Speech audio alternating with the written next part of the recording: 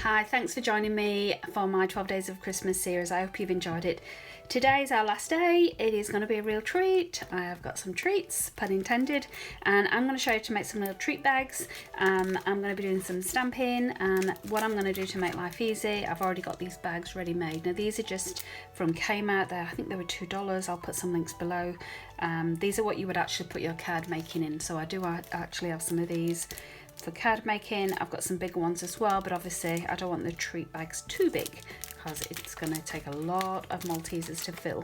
So I've got a big box of Maltesers which I'm going to predominantly put in the gift bags, and I'm also going to put a couple of these little Jaffas. So the idea is these are reindeer noses and these are Rudolph's nose, unfortunately. So I'm going to do some stamping for the tag that's going to be at the top of the gift card, and I'm also going to print out some little signs as well to put on the bags that say reindeer noses, just in case people don't get the idea of it, which of course you could completely skip depending on who you're giving these to. I'm going to use two of these stamps which are my favourite. I always come back to them every year, but you can see this one isn't even on, it's still on my acrylic block from my card making. But this is from a local store in Australia called the Reject Store. They do have an online store, so I will link to that as well. And this is a very old Heidi Swapp one, as you can see as well, with these rubber stamps. So if I can find the link online for that, I will do. I'm not sure if it's still available, but these are my favourite ones that I always go back to.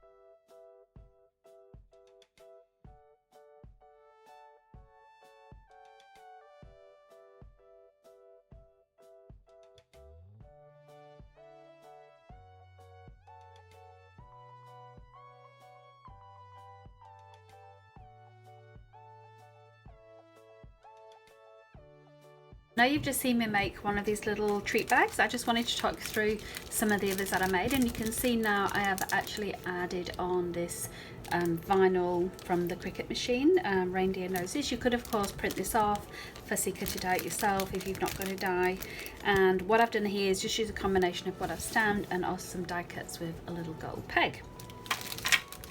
The other thing you could do, you could always make your tag go over both sides, and I've just fixed it here with just a simple staple. So if you're going to mass produce these, this is probably a nice quick and easy way of doing that. This one is just with a couple of the die cuts, and again with just these little gold pegs. I think they're really effective, and this with just die cuts as it stands. So again, just showing you I've layered up 3 different die cuts here from a Christmas collection. This one I did staple on, but then I've covered with a little bow.